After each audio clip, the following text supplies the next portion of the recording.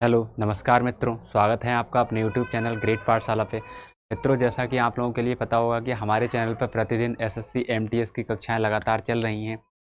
अगर आप लोगों ने हमारी कक्षाओं को नहीं देखा है तो आप लोग एक बार प्लेलिस्ट में जाकर इनके लिए चेक कर सकते हैं। अलग अलग विषय की अलग अलग शिक्षकों के द्वारा आप लोगों के लिए क्लास दी जा रही हैं। तो मित्रों, जैसा कि मैं आप लोगों के लिए बताना चाहता हूँ, पिछली जो कक्षा थी, ठीक है, उन कक्षाओं में मैं आप लोगों के लिए दो लेक्चर में, पहले और दूसरे लेक्चर में सिंधु घाटी सभ्यता पढ़ा चुका हूँ। उसके बाद में अगला जो लेक्चर मैंने पढ़ाया है वो जैन धर्म का पढ़ाया है। अब आज की कक्षा में जो अगला हमारा टॉपिक होगा वो कौन सा होगा? बौद्ध धर्म का। अब बौद्ध धर्म पढ़ने से पहले मैं आपके लिए ये बताना चाहता हूँ कि स्पेशली जो हमें बौद्ध धर्म में पढ़ना होगा वो कौन पढ़ना होंगे? गौतम बुद्ध के बारे में। तो मित्रों, स्टार्ट करते हैं हम लोग आज का टॉपिक अपना, जिसका नाम है बौद्ध धर्म।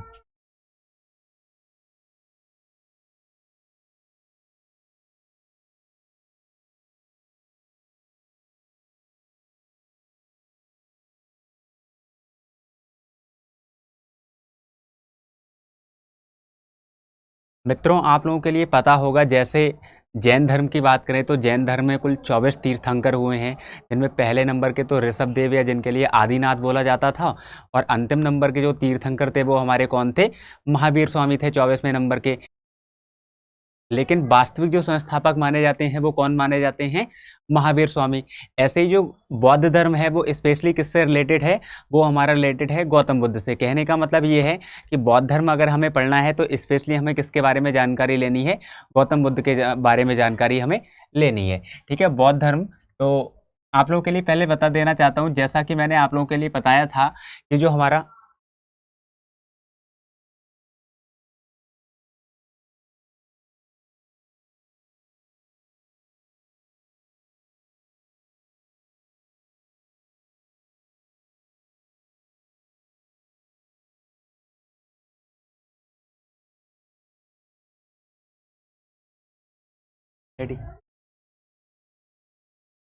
मित्रों, कुछ टेक्निकल समस्या की वजह से क्लास में थोड़ी सी प्रॉब्लम क्रिएट हो गई थी। अब इसके लिए पुनः स्टार्ट कर रहे हैं। तो मित्रों, जैसा कि आप लोगों के लिए पता होगा, बौद्ध धर्म, तो अगर बौद्ध धर्म के अगर इतिहास की बात कर लें, ठीक है, जैसे जो जैन धर्म था वो क्या करता था? कर्म एवं पुनर्जन्म में क्या करता था? विश्वास करता था। इसका मतलब ये था कि जैसे हम कर्म करेंगे उसी के अनुसार हमें क्या मिलेगा? फल मिलेगा। और पुनर्जन्म में वो विश्वास करता था। यही बात है बौद्ध धर्म की। बौद्ध धर्म भी क्या करता था? कर्मवाद और पुनर्जन्म में विश्वास रखता था। तो सबसे पहला हमारा पॉइंट यही हो जाएगा कि बौद्ध धर्म, ठीक है, कर्मवाद एवं पुनर्जन्म में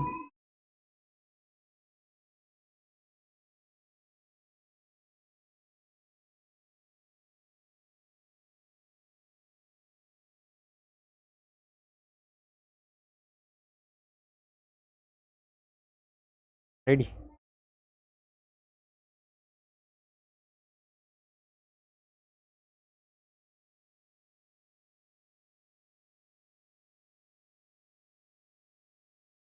तो आपके लिए बता दें कि जो बौद्ध धर्म है वो किसमें विश्वास करता है? कर्मवाद एवं पुनर्जन्म में विश्वास करता है कि जैसे हम लोग क्या करेंगे? कर्म करेंगे, ठीक है, वैसे ही क्या है? हमारे लिए फल की प्राप्ति होगी, और जो इंसान है वो अगले जन्म में भी इसके लिए भोग सकता है। ठीक है, ये किसके बारे में बात होगी? बौद्ध धर्म के बारे में। अब जैसे जैन धर्म में हमने महावीर स्वामी के बारे में पढ़ा था, ऐसे ही हम ये जो बौद्ध धर्म है इसमें किसके बारे में पढ़ेंगे? गौतम बुद्ध के बारे में पढ़ेंगे। एक बात मैं आपके लिए और बताना चाहता हूँ कि जो गौतम बुद्ध हैं, ठीक है, अगला पॉइंट ये हो जाएगा, आपसे पूछा जा सकता है कि जो गौतम बुद्ध हैं वो किसके समकालीन हैं? तो गौतम बुद्ध, ठीक है, किसके समकालीन हैं? तो ये समकालीन है महावीर स्वामी के। गौतम बुद्ध महावीर स्वामी के समकालीन है। समकालीन का मतलब हो गया एक ही समय के हैं, बस केवल क्या है? दोनों के धर्म अलग अलग हैं। वो जैन धर्म से रिलेटेड है और गौतम बुद्ध कौन से धर्म से रिलेटेड हो जाएंगे? बौद्ध धर्म से रिलेटेड। ठीक है, दोनों ही क्या है? समकालीन है। एक दोनों में सिमिलरिटी और आती है कि गौतम बुद्ध और महावीर स्वामी दोनों के ही जो वंश हैं वो कौन से हैं? क्षत्रिय वंश से संबंधित हैं। तो आपसे पूछा जा सकता है कि जो गौतम बुद्ध हैं या फिर महावीर स्वामी हैं वो कौन से वंश से संबंधित थे? तो वो क्षत्रिय वंश से संबंधित हैं। क्षत्रिय वंश से संबंधित हैं। तो अब सीधे सीधे हम लोग जो स्टार्ट कर रहे हैं वो किसके लिए स्टार्ट कर रहे हैं, गौतम बुद्ध को पढ़ना स्टार्ट करेंगे।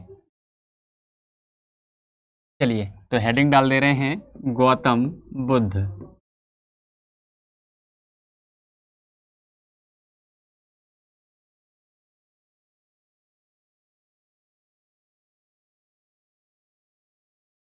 अब गौतम बुद्ध के बारे में पढ़ना है तो इससे पहले हमें ये पता होना चाहिए कि जो गौतम बुद्ध के जन्म का प्रतीक है वो क्या है, या फिर इनके गर्भ में होने का प्रतीक क्या होता है, या फिर इनके लिए जो ज्ञान प्राप्ति हुई है उस समय का प्रतीक क्या है।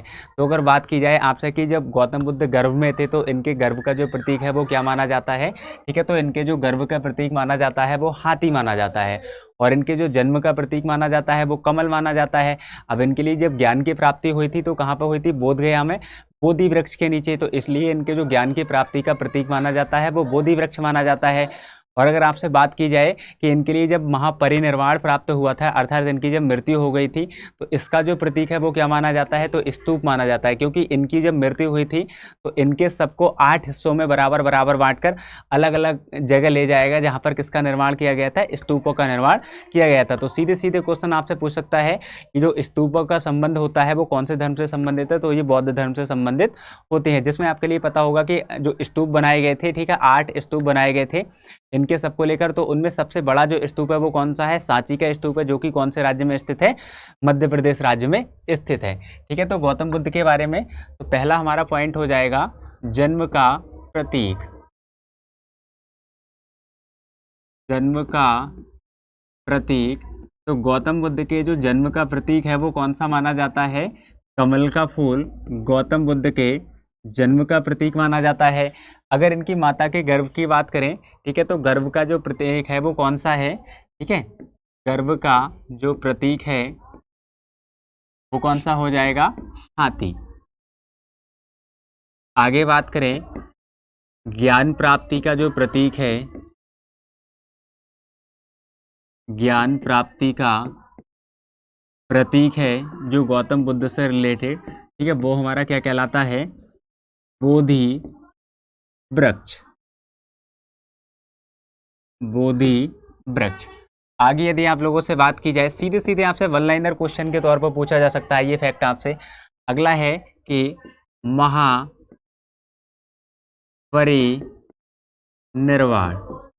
महापरिनिर्वाण का जो प्रतीक है वो क्या माना जाता है, स्तूप। इनका जो शरीर था उसके लिए 8 हिस्सों में बांटा गया और उन पे स्तूपों का निर्माण कराया गया था। इसमें जो सबसे बड़ा स्तूप है वो कहाँ है, मध्य प्रदेश में, जिसके लिए बोलते हैं सांची का स्तूप। ठीक है, अब बढ़ते हैं। अब जो हमारा मेन पॉइंट आता है वो आता है कि गौतम बुद्ध के जन्म से रिलेटेड, कि आखिर गौतम बुद्ध का जन्म कब हुआ था, ठीक है, या फिर क्या है, इनके माता का नाम क्या था, या फिर इनके पिता का नाम था, या फिर इनके पत्नी का क्या नाम था। तो इनके बारे में एक एक करके हम लोग बातों के लिए जानते हैं। चलिए आगे बढ़ते हैं।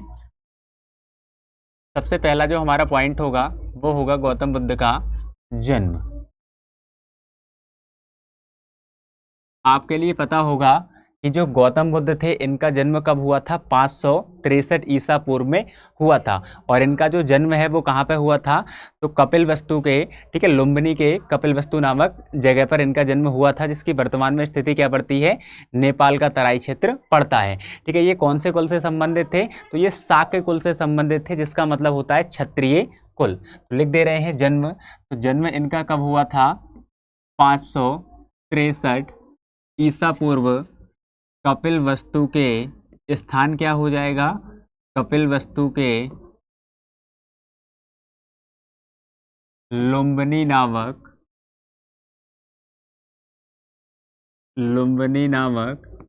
ग्राम में, ठीक है, जिसकी वर्तमान में स्थिति क्या हो जाएगी, नेपाल का तराई क्षेत्र।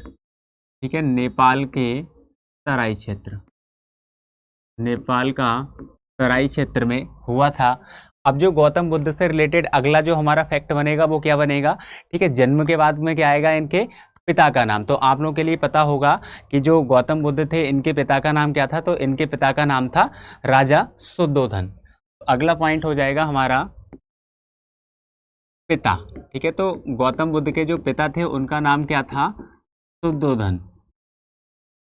शुद्धोधन, ठीक है, अब आपसे ये भी पूछा जा सकता है कि इनके जो पिता थे वो कौन थे, तो इनके पिता साक्यगढ़ के प्रधान थे। साक्य का मतलब होता है क्षत्रिय, ठीक है, क्षत्रिय कुल के प्रधान थे।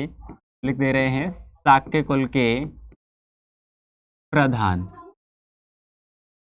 साक्य कुल के प्रधान थे। अब अगला जो हमारा पॉइंट बनेगा गौतम बुद्ध से रिलेटेड वो बनेगा माता को लेकर, कि आखिर इनकी माता का नाम क्या था। तो आप लोगों के लिए पता होगा कि जो गौतम बुद्ध थी इनकी माता का नाम क्या था, महामाया देवी। और इनके जन्म के एक सप्ताह बाद ही क्या होता है कि इनकी माता का देहांत हो जाता है। तो इनकी माता के देहांत के बाद में इनका जो पालन पोषण है वो कौन करती है, इनकी मौसी, जिनका नाम क्या था, प्रजापति गौतमी। तो आगे बढ़ते हैं, माता का नाम तीसरी कौन हो जाएंगी, माता।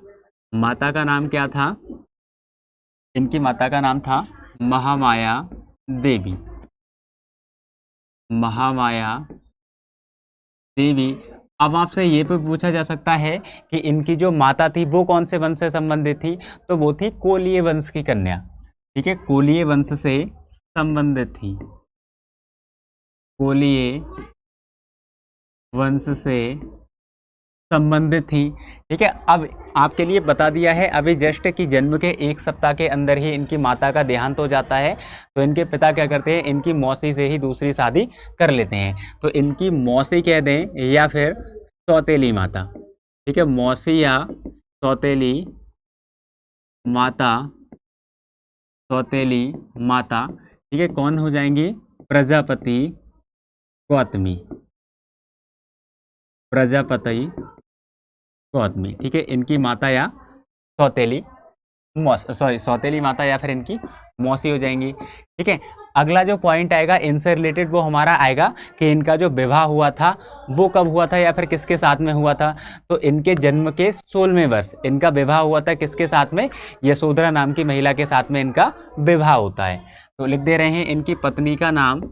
आपसे अगर पूछ ले कि गौतम बुद्ध की पत्नी का नाम क्या था, तो आपका उत्तर क्या हो जाएगा, यशोधरा नाम की कन्या से, ठीक है, इनका विवाह हुआ था। कभी कभी अगर इनके उपनाम भी पूछ ले तो इनके लिए ही, ठीक है, बिंबा या गोपा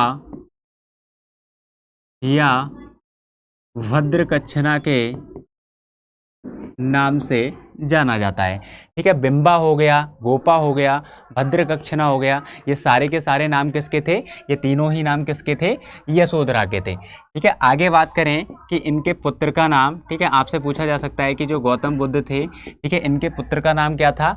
तो इनके विवाह हुआ था 16वें वर्ष में और 28वें वर्ष की आयु में इनके लिए पुत्र की प्राप्ति हुई थी और पुत्र का नाम रखा गया था राहुल। तो इनके जो पुत्र का नाम था वो क्या था, राहुल,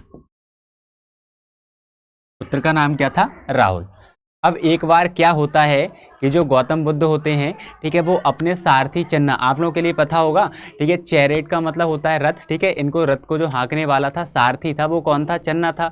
तो चन्ना के साथ में ये क्या करते हैं, नगर के भ्रमण पर निकलते हैं। अब जब नगर के भ्रमण पर निकलते हैं तो ये रास्ते में देखते हैं कि सबसे पहले एक बीमार व्यक्ति जा रहा होता है। तो ये अपने साथी से पूछते हैं कि ये कौन है।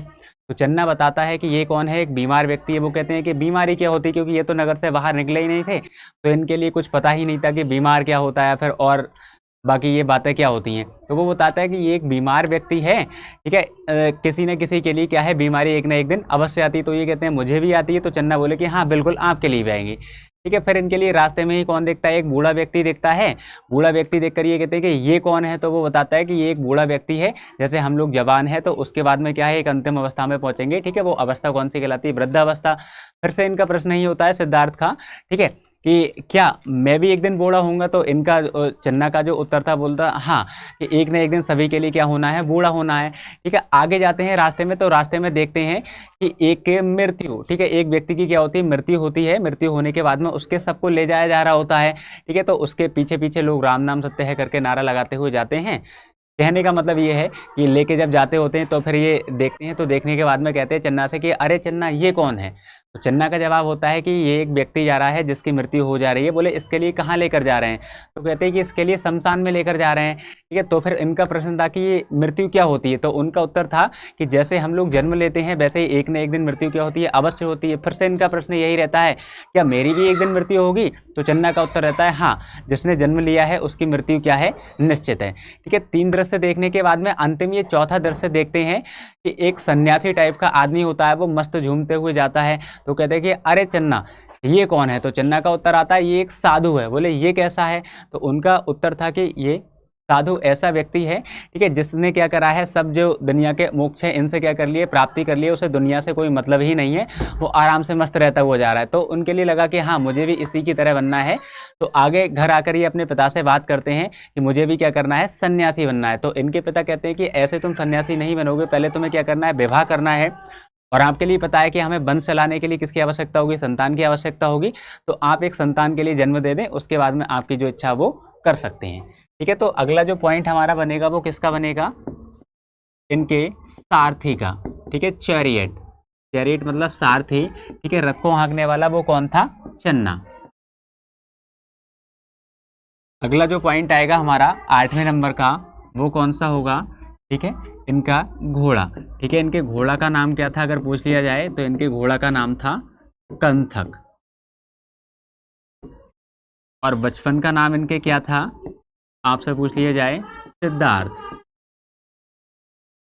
बचपन का नाम इनके क्या था, सिद्धार्थ। अब आगे की कहानी पर चलते हैं। तो आप लोग एक बार इतना समझ गए होंगे, एक बार आप लोग के कमेंट चेक कर ले रहे हैं।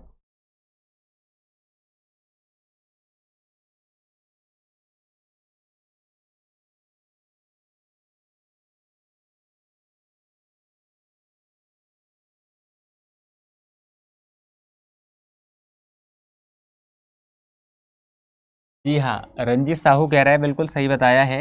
यहाँ पर थोड़ी सी गलती हो गई है, ये 563 होगा। ठीक है, बाकी सारा सही है, 563 ईसा पूर्व होगा, थोड़ी सी लिखने में मिस्टेक हो गई है। ठीक है, आगे बढ़ते हैं।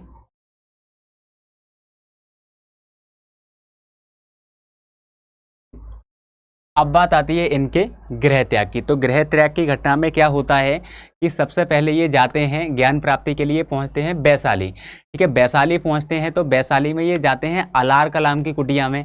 अब अलार कलाम की जब कुटिया में प्रवेश करते हैं तो वहाँ उनसे बातचीत होती है और उन्हीं के लिए अपना पहला गुरु मना लेते हैं। तो आपसे सीधे सीधे पूछ लिया जाएगा कि जो गौतम बुद्ध थे या फिर सिद्धार्थ थे, इनके पहले गुरु का नाम क्या था, तो आपका उत्तर होगा अलार कलाम। अलार कलाम कौन थे, इनके सांख्य दर्शन के क्या थे, ये आचार्य थे और यही इनके पहले गुरु बनते हैं। उसके बाद में ये पहुंचते हैं कहाँ पे, मगध में। ठीक है, वैशाली से कहाँ पहुंचते हैं, मगध में पहुंचते हैं।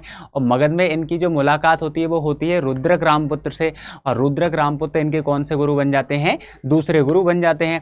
फिर ये इनके लिए बताते हैं कि अगर आपके लिए ज्ञान की प्राप्ति करनी है तो आपके लिए ऐसा ऐसा करना पड़ेगा। इसके बाद में जब ये रास्ते में जा रहे होते हैं तो रास्ते में जाते हुए इनके लिए 5 सन्यासी मिलते हैं। ठीक है, साधु मिलते हैं। और जब इनके लिए 5 साधु मिलते हैं, साधुओं से इनकी मुलाकात होती है, तो वो उनसे पूछते हैं कि हाँ मतलब आप लोग यहाँ पर कैसे हैं। तो फिर यही बात चलती है कि मुझे ज्ञान की प्राप्ति करनी है, मैं ज्ञान की प्राप्ति के लिए यहाँ पर आया हूँ अपना सब कुछ छोड़कर।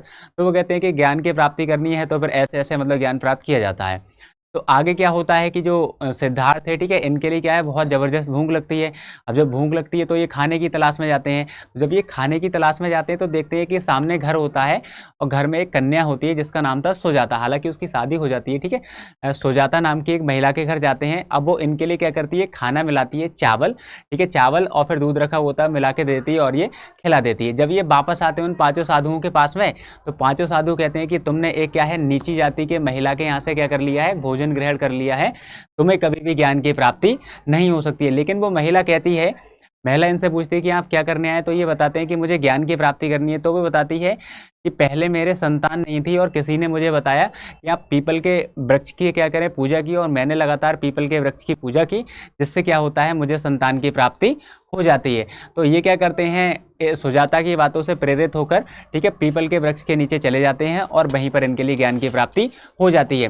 ठीक है, इनका जो खंडन करते हैं 5 साधु, एक का नाम था बप्पा, दूसरा भादिया, तीसरा कौंडिन्य, ठीक है, और चौथा महामाना। ठीक है, ये जो 5 साधु थे ये पहले इनका खंडन करते हैं बाद में ये जो गौतम बुद्ध हैं, ठीक है, सिद्धार्थ हैं, वो अपने सबसे पहले उपदेश भी किन्हीं के लिए देते हैं, इन्हें पांचों साधुओं के लिए अपना पहला उपदेश देते हैं। तो लिखते हैं गृह त्याग।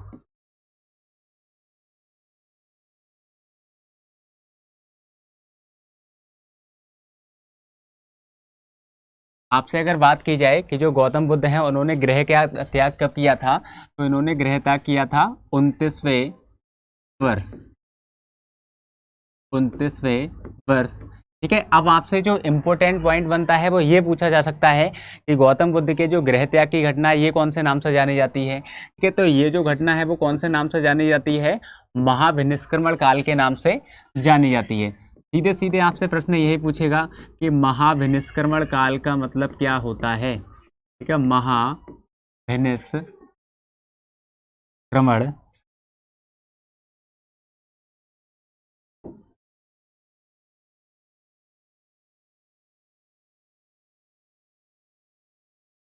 काल, ठीक है। गृह त्याग की घटना कौन सी है, 29वें वर्ष है, और इस घटना के लिए कौन से किस नाम से जानते हैं, महाविनिष्क्रमण काल के नाम से जानते हैं, ठीक है। अब अगर आपसे बात की जाए कि इनके प्रथम गुरु कौन थे, आपसे सीधे सीधे प्रश्न पूछ सकता है कि जो गौतम बुद्ध थे, ठीक है, इनके प्रथम गुरु कौन थे, तो इनके प्रथम गुरु का नाम क्या था, अलार कलाम, अलार कलाम, ठीक है। आपसे ये भी पूछा जा सकता है ये किससे रिलेटेड है, तो ये सांख्य दर्शन से संबंधित है। दूसरे गुरु की बात करें कि जो गौतम बुद्ध के दूसरे गुरु थे, तो कौन उत्तर हमारा हो जाएगा, रुद्रक रामपुत्र, ठीक है। द्वितीय गुरु की बात करें तो दूसरे नंबर के जो गुरु थे वो कौन थे, रुद्रक रामपुत्र, ठीक है। रुद्रक रामपुत्र इनके कौन से नंबर के गुरु थे, दूसरे नंबर के गुरु थे। आगे बात करें इनके लिए ज्ञान की प्राप्ति, तो आप लोगों के लिए पता होगा कि जो गौतम बुद्ध थे इनके लिए ज्ञान की प्राप्ति कब होती है, 35वें वर्ष अर्थात महाविनिष्क्रमण के 6 साल बाद, ठीक है।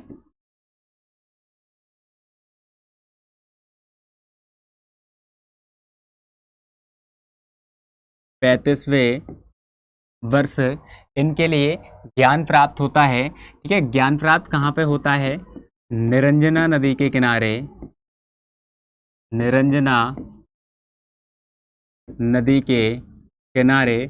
और जो सुजाता नाम की महिला थी उसने क्या सजेशन दिया था, सजेशन ये दिया था कि आपके लिए जो तपस्या करनी है वो किसके वृक्ष के नीचे करनी है, पीपल वृक्ष के नीचे। तो इन्हें जो ज्ञान की प्राप्ति होती है वो कौन से वृक्ष के किनारे होती है, ठीक है, पीपल वृक्ष के नीचे ज्ञान की प्राप्ति होती है, ठीक है। अब क्या होता है, इनके लिए जो ज्ञान की प्राप्ति होती है वो गया में होती है, ठीक है। गया में क्या होता है, सिद्धार्थ के लिए बोध, बोध का मतलब क्या है, ज्ञान प्राप्त हो गया, तो उस स्थान का नाम क्या रख दिया जाता है, बोध गया। एक बात मैं आपके लिए और बताना चाहूंगा कि जो गौतम बुद्ध है इनका नाम गौतम बुद्ध क्यों पड़ा, ठीक है। गौतम तो इनका क्या था, गोत्र था, बाकी इनके लिए किसकी प्राप्ति हो गई थी, ज्ञान की प्राप्ति, तो इनका नाम क्या हो गया, गौतम बुद्ध, बोध मतलब बोध प्राप्त हो गया, ठीक है। गोत्र की बात अगर आपसे कर ली जाए कि गोत्र इनका क्या था, तो गोत्र इनका था गौतम, और गौतम के लिए क्या हो गया, बोध प्राप्त हो गया, तो बोध प्राप्त होने के बाद में ये क्या कहलाए, गौतम बुद्ध कहलाए।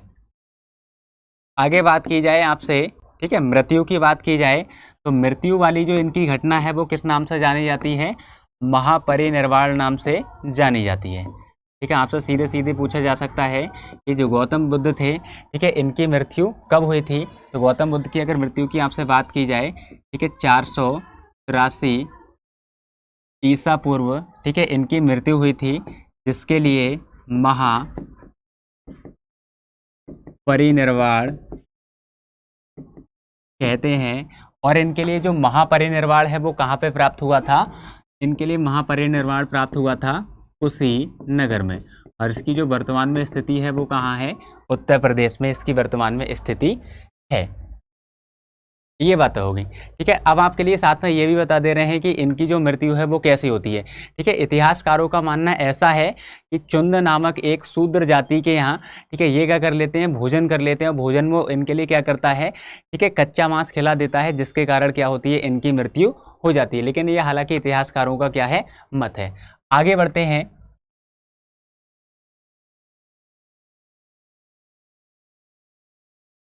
अब आपसे बात की जाएगी कि जो गौतम बुद्ध थे इन्होंने अपना सबसे पहला उपदेश कहाँ दिया था। तो अभी जस्ट मैंने आपके लिए बताया था कि जब ये ज्ञान प्राप्ति के लिए निकले थे तो इनसे 5 साधुओं ने ही कहा था कि आपके लिए कभी भी ज्ञान की प्राप्ति नहीं हो सकती है, लेकिन उन्हीं 5 साधुओं के लिए इन्होंने अपना सबसे पहला उपदेश दिया था। और ये जो अपना सबसे पहला उपदेश दिया था वो कहाँ पर दिया था, सारनाथ में, जिसके लिए उस टाइम पर क्या नाम जानते थे, ऋषिपत्तनम के नाम से जानते थे। ठीक है, तो अगला जो हमारा पॉइंट होगा वो क्या होगा, प्रथम उपदेश का, कि गौतम बुद्ध ने अपना सबसे पहला उपदेश कहाँ दिया था।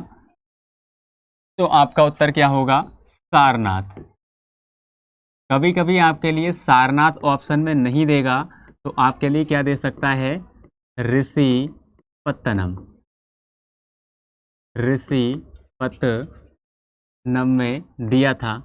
अब आपसे ये पूछेगा कि इन्होंने अपना जो पहला उपदेश दिया था इसके लिए इतिहास में कौन सी घटना के नाम से जानते हैं। तो इसके लिए इतिहास में जानते हैं धर्म चक्र परिवर्तन के नाम से। ठीक है, तो अगला हमारा जो पॉइंट हो जाएगा वो क्या हो जाएगा, प्रथम उपदेश के लिए हम लोग किस नाम से जानते हैं, धर्म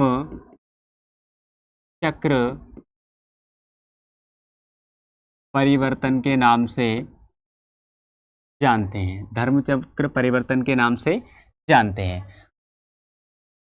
ये भी लिख देना है साथ में कि जो पहला उपदेश था वो किसके लिए दिया था, 5 साधुओं के लिए, 5 साधुओं के लिए दिया था। ठीक है, अगला जो पॉइंट है वो हमारा ये हो जाएगा, जैसे आपसे पूछा जाए कि जो जैन धर्म था उसकी भाषा कौन थी, तो आपका उत्तर था कि जैन धर्म की जो भाषा थी वो हमारी प्राकृत थी, या फिर हो जाता हमारा कौन सी, अर्धमागधी। ऐसे ही आपसे पूछा जा सकता है कि बौद्ध जो धर्म थे इसकी भाषा कौन थी, तो बौद्ध धर्म की जो भाषा थी वो कौन सी थी, पाली। ठीक है, इंपॉर्टेंट पॉइंट है, आपसे एग्जाम में पूछा गया है कि जो बौद्ध धर्म की भाषा है वो कौन सी है। तो बौद्धों ने जो अपनी भाषा अपनाई थी वो कौन सी भाषा अपनाई थी, ठीक है, पाली भाषा को अपनाया था। हालांकि बाद में इन्होंने क्या करा था, पाली के लिए चेंज करते करते किस पर आ गए थे, संस्कृत भाषा पर आ गए थे। लेकिन आपका उत्तर यही होगा, अगर आपसे एग्जाम में पूछ लिया जाए कि जो बौद्ध धर्म था इसकी भाषा कौन थी, तो आपका उत्तर क्या था, पाली, और पाली भाषा में ही इनके ग्रंथ लिखे गए हैं। अगला पॉइंट आपसे ये पूछा जा सकता है कि जो गौतम बुद्ध थे उन्होंने सबसे ज़्यादा उपदेश कहाँ दिए हैं। तो आपके लिए पता होगा कि महाजनपदों में जो कोसल महाजनपद हुआ करता था उसकी राजधानी कहाँ थी, श्रावस्ती, और श्रावस्ती में ही इन्होंने सबसे ज़्यादा अपने उपदेश दिए हैं। ठीक है, अगला फैक्ट हो जाएगा कि गौतम बुद्ध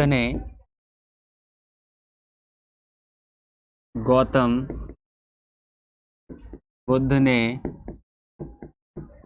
सर्वाधिक उपदेश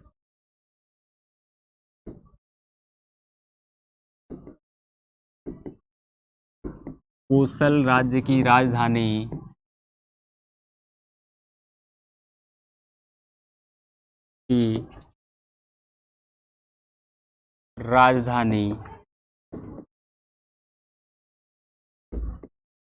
श्रावस्ती में दिए थे।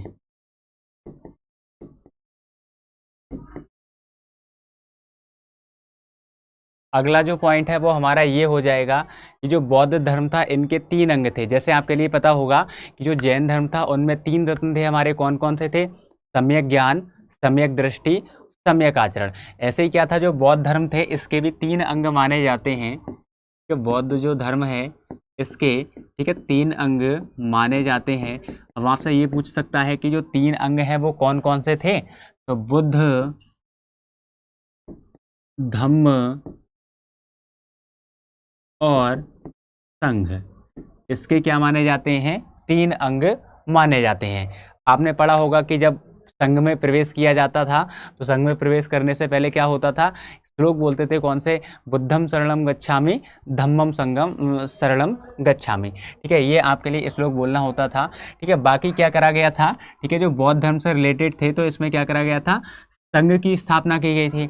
अब संघ की स्थापना में क्या था कि दोनों प्रकार के लोग आ सकते थे। ठीक है, लेकिन कंडीशन ये होती थी कि अगर कोई धर्म संघ में प्रवेश लेने हैं तो लेने के लिए क्या था कि न्यूनतम 15 वर्ष की आयु पूरा कर चुका हो। ठीक है, जो संघ बनाया गया था, ठीक है, बौद्ध धर्म की शिक्षा के लिए, इसमें यह था कि अगर कोई भी व्यक्ति क्या है 15 वर्ष की आयु पूरी कर चुका है तो वो संघ में प्रवेश ले सकता है। लेकिन साथ में एक कंडीशन ये भी थी कि उसके लिए अपने माता या पिता में से ठीक है, माता या पिता में से किसी भी एक व्यक्ति से क्या होती थी, परमिशन लेनी होती थी, उसके बाद में वो क्या कर सकता था, संघ में प्रवेश ले सकता था। आगे बढ़ते हैं, यहीं पर लिख दे रहे हैं, आपसे अगर पूछ लिया जाए कि इनके प्रथम शिष्य कौन बने थे, ठीक है, इनके प्रथम शिष्य कौन बने थे, तो गौतम बुद्ध के जो प्रथम शिष्य थे, ठीक है, उनका नाम क्या था, आनंद एवं उपाली। आनंद एवं उपाली, ठीक है, इनके कौन थे, शिष्य थे। इंपोर्टेंट पॉइंट है, आपसे पूछा जा सकता है कि गौतम बुद्ध के जो शिष्य थे उनका नाम क्या था, आनंद और उपाली, इनके दो प्रमुख शिष्य थे। आगे बढ़ते हैं,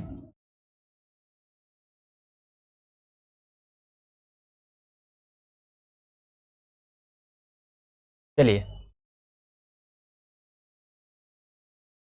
अभी मैंने आपके लिए बताया कि जब गौतम बुद्ध की क्या हो जाती है, मृत्यु हो जाती है, तो इनकी मृत्यु के बाद में क्या है कि इनकी जो शिक्षाएं हैं, शिक्षाओं के लिए किस में संकलित किया गया है, तो इनकी शिक्षाओं के लिए त्रिपिटक में संकलित किया गया है। सीधे सीधे आपसे क्वेश्चन पूछेगा कि जो त्रिपिटक का संबंध होता है वो किससे होता है, तो आपका जो उत्तर होगा वो क्या होगा, बौद्ध धर्म से। ठीक है, गौतम बुद्ध की मृत्यु के बाद में इनकी जो शिक्षाएं थी उनको किस में सम्मिलित कर दिया गया है, त्रिपिटक में शामिल कर दिया गया है। ये जो त्रिपिटक है वो कौन कौन से हैं, ठीक है, तो आपके लिए बता देते हैं। ठीक है, त्रिपिटक का संबंध किससे है, आपसे पूछ लिया जाए त्रिपिटक का संबंध किससे है, तो आपका उत्तर होगा, ठीक है, बौद्ध धर्म से।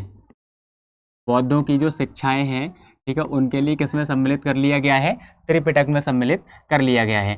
अब जो त्रिपिटक है वो नाम कौन कौन से हैं ये भी आपके लिए ध्यान रखना है। पहला कौन सा है, सुक्त पिटक, सबसे बड़ा जो भाग है, ठीक है, सबसे बड़ा जो भाग है त्रिपिटक का वो कौन सा है, सुत्त पिटक है। इसके बाद में दूसरे नंबर का है विनय पिटक, विनय पिटक, ठीक है, कौन सा सबसे छोटा त्रिपिटक है, सबसे छोटा त्रिपिटक का भाग है। तीसरे नंबर का जो मध्यम भाग है उसके लिए क्या बोलते हैं, अधिधम्म पिटक। ये कौन सा है, मध्यम भाग। तो सीधी सीधी आपके लिए यही ध्यान रखना है, ये ध्यान नहीं रखने की सबसे बड़ा कौन सा है या सबसे छोटा कौन सा है या मध्यम कौन सा है। त्रिपिटक आपसे पूछे तो त्रिपिटक का मतलब आपका हो जाएगा कि बौद्ध धर्म की जो शिक्षाएं हैं उनके लिए त्रिपिटक में शामिल कर लिया गया है। बौद्ध धर्म से रिलेटेड है तीनों पिटक कौन कौन से हैं, सुत्त पिटक, विनय पिटक और अधिधम्म पिटक। आगे बढ़ते हैं, अगला जो हमारा पॉइंट होगा वो क्या होगा कि बौद्ध धर्म का जो प्रचार प्रसार होता था, ठीक है, वो कौन से विद्यालय में होता था। उस समय जो विद्यालय था वो कौन सा था, विक्रमशिला विश्वविद्यालय। ठीक है, तो बौद्ध धर्म की जो शिक्षा है, बौद्ध धर्म की जो शिक्षा है वो कौन से विद्यालय में दी जाती थी, विक्रमशिला विश्वविद्यालय में दी जाती थी। हालांकि आगे मैं जब पढ़ाऊंगा आपके लिए मेडाइवल हिस्ट्री, तो उस समय आपके लिए पढ़ाऊंगा विक्रमशिला जो विश्वविद्यालय था इसका इतिहास क्या था, किसके द्वारा इसके लिए बनवाया गया था। वैसे हालांकि आपके लिए बता दे रहा हूँ कि जो पाल वंश का शासक था धर्मपाल, उसके द्वारा इसके लिए बनवाया गया था। इसमें बौद्ध धर्म की शिक्षाएं दी जाती थी। आगे जो बख्तियार खिलजी वो इसके लिए क्या कर देगा, ध्वंस आकर कर देगा। ठीक है, विक्रमशिला विश्वविद्यालय में बौद्ध धर्म की शिक्षाएं आप लोगों के लिए दी जाती थी। आगे बात करते हैं बौद्ध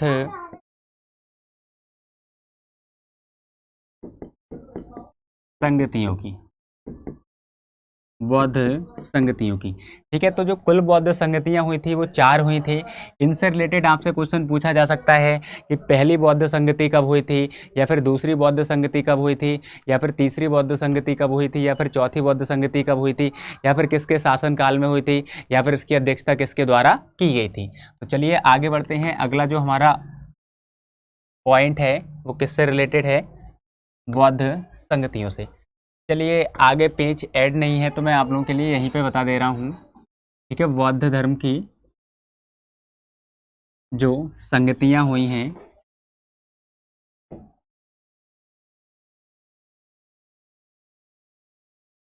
ठीक है, सबसे अगर बात की जाए पहली बौद्ध संगति, पहली बौद्ध संगति, तो आप लोगों के लिए ध्यान रखना है ये जो पहली बौद्ध संगति हुई थी वो कब हुई थी? 483 ईसा पूर्व। अब आपसे ये पूछा जा सकता है कि ये जो पहली बौद्ध संगति हुई थी ये कौन से स्थान पर आयोजित हुई थी? तो आपके लिए ध्यान रखना है जो स्थान का नाम था वो क्या था? राजगृह। ठीक है, स्थान का नाम क्या हो जाएगा? राजगृह। अब आपसे ये पूछा जा सकता है कि जो पहली बौद्ध संगति आयोजित की गई थी तो उस समय जो राजा था वो कौन था? तो उस समय जो राजा था वो कौन था? हमारा अजातशत्रु। ठीक है,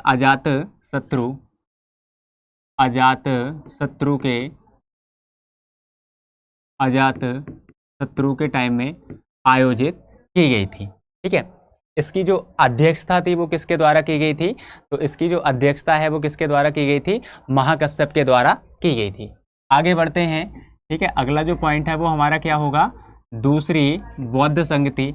अब अगर दूसरी बौद्ध संगति की बात करें तो जो दूसरी बौद्ध संगति है इसमें से 100 वर्षों के लिए घटा दे रहे हैं तो कितना हो जाएगा? 383 ईसा पूर्व। ये कहाँ पर आयोजित की गई थी? तो आपका उत्तर होगा वैशाली। ठीक है, ये बिहार के ही स्थान चल रहे हैं, राजगृह हो गया या फिर वैशाली हो गया। तो दूसरी जो बौद्ध संगति है वो बिहार के वैशाली में 383 ईसा पूर्व में आयोजित की गई थी और इसकी जो अध्यक्षता है वो किसके द्वारा की गई थी?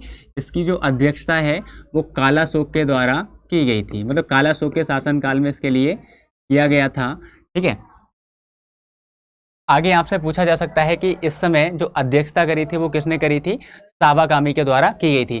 पहले की जो अध्यक्षता है, ठीक है, वो किसने की थी? महाकश्यप ने। दूसरे वाले की किसने की है? सावाकामी ने। लेकिन जो शासन की बात करें तो शासन किसका था इस समय? कालाशोक का शासन था।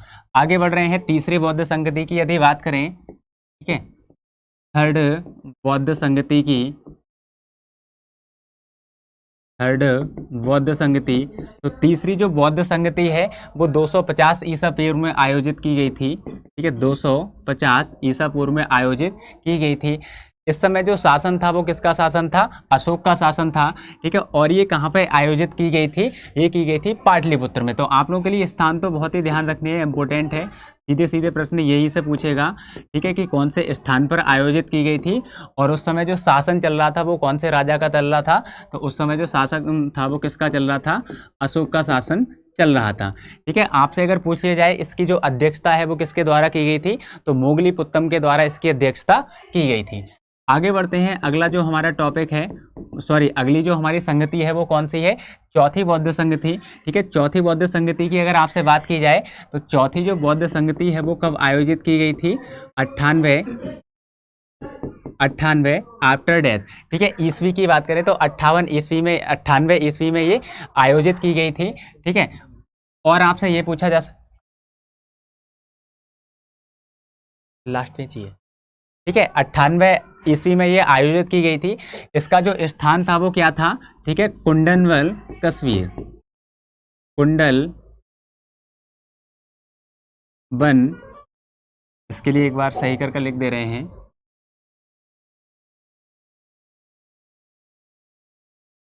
कुंडलवन कश्मीर, कुंडलवन। ठीक है, कश्मीर में ये आयोजित की गई थी और इसकी जो अध्यक्षता है वो किसने करी थी? ठीक है, इसकी जो अध्यक्षता है वो वसुमित्र ने की थी। लेकिन आपसे ये पूछा जाएगा कि उस समय जो शासन था वो किसका चल रहा था? तो उस समय जो शासन चल रहा था वो किसका चल रहा था? कनिष्क का। ठीक है, कनिष्क के शासन काल में ये आयोजित हुई थी। तो मित्रों, जो बौद्ध धर्म का हमारा टॉपिक होता है वो आज यहीं पर कंप्लीट होता है।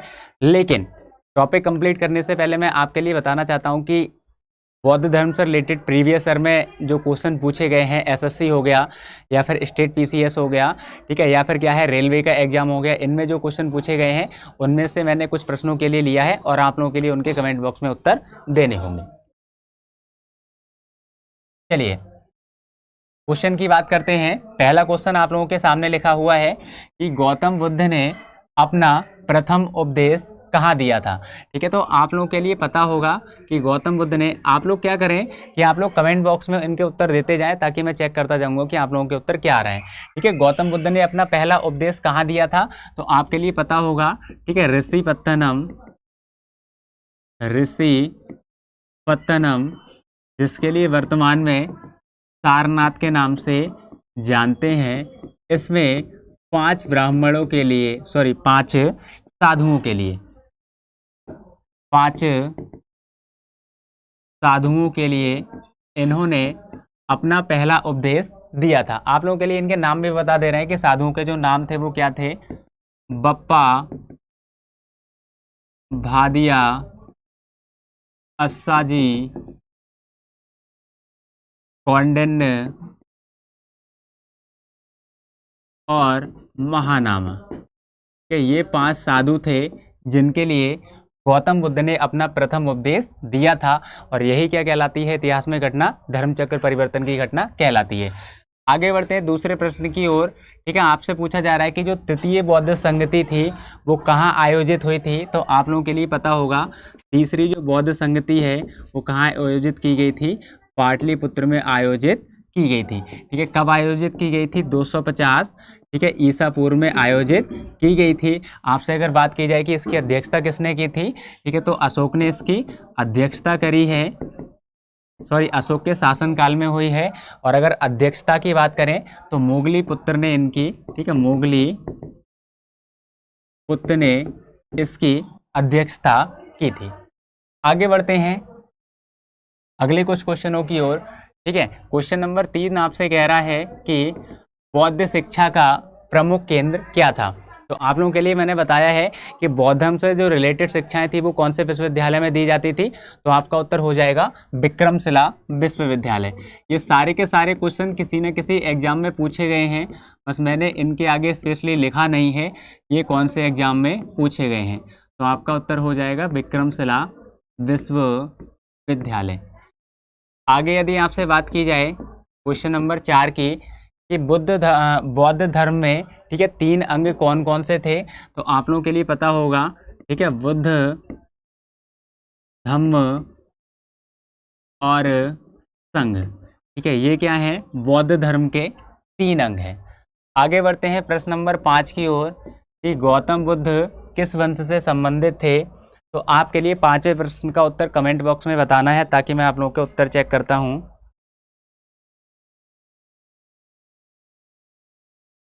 चलिए 5वें प्रश्न का उत्तर बताइए आप लोग एक बार।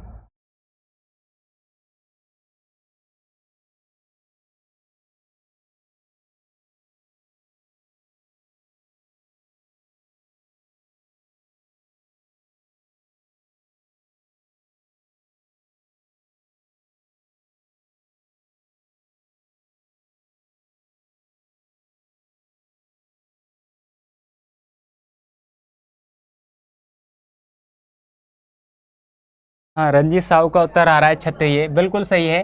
ठीक है, अगर क्षत्रिय ऑप्शन में ना दिया हुआ हो तो आप लोगों के लिए पता होगा कि इनके जो पिता थे वो कौन से गढ़ के प्रधान थे, साक्यगढ़ के। ठीक है, तो उत्तर हमारा क्या हो जाएगा, साक्यगढ़। ठीक है, ब्रैकेट में हम लोग लिख देंगे क्षत्रिय वंश से संबंधित थे। ठीक है, अगर क्षत्रिय ऑप्शन में ना दिया हुआ हो तो जो हमारा उत्तर है वो क्या होगा, साक्यगढ़। आगे बढ़ते हैं प्रश्न नंबर 6 की ओर। ठीक है, प्रश्न नंबर 6 आपसे कह रहा है कि गौतम बुद्ध की मृत्यु कब हुई थी। गौतम बुद्ध की जो मृत्यु है इस घटना के लिए महापरिनिर्वाण बोलते हैं। और 483 ईसा पूर्व, 483 ईसा पूर्व, ठीक है, कुशीनगर में इनकी मृत्यु हो गई थी। एसएससी 2014 में ये प्रश्न आपसे पूछा गया है। आगे बढ़ते हैं प्रश्न नंबर 7 की ओर। प्रश्न नंबर अगर 7 की बात करें तो आपसे पूछा गया है कि बौद्धों के पवित्र अवशेषों पर निर्मित गुंबदकार छत वाली अर्धगोलाकार संरचना को क्या कहते हैं। ठीक है, आप लोगों के लिए मैंने बताया है कि जो गौतम बुद्ध का शरीर था मृत्यु के बाद में, इसके लिए 8 हिस्सों में बांटकर किसका निर्माण कराया गया था, इसमें स्तूपों का निर्माण कराया गया था। और इसमें जो सबसे बड़ा स्तूप है वो कौन सा है, सांची का स्तूप है और वो मध्य प्रदेश राज्य में स्थित है। ठीक है, तो इससे जो बनी आकृति है वो क्या है, स्तूप कहलाती है। सबसे बड़ा जो स्तूप है वो कौन सा है, सांची का स्तूप है। सांची का स्तूप है, कौन से राज्य में स्थित है, मध्य प्रदेश राज्य में स्थित है। आगे बढ़ते हैं प्रश्न नंबर 8 की ओर। प्रश्न नंबर 8 कह रहा है कि गौतम बुद्ध ने सर्वाधिक उपदेश कहाँ दिए थे। तो आपके लिए जस्ट मैंने बताया है अभी क्लास में कि जो गौतम बुद्ध थे इन्होंने सबसे ज़्यादा जो उपदेश है वो कौशल राज्य की राजधानी श्रावस्ती में दिए हैं। तो आपका जो उत्तर है वो क्या हो जाएगा, कौशल राज्य की राजधानी कोसल राज्य की राजधानी श्रावस्ती में दिए हैं।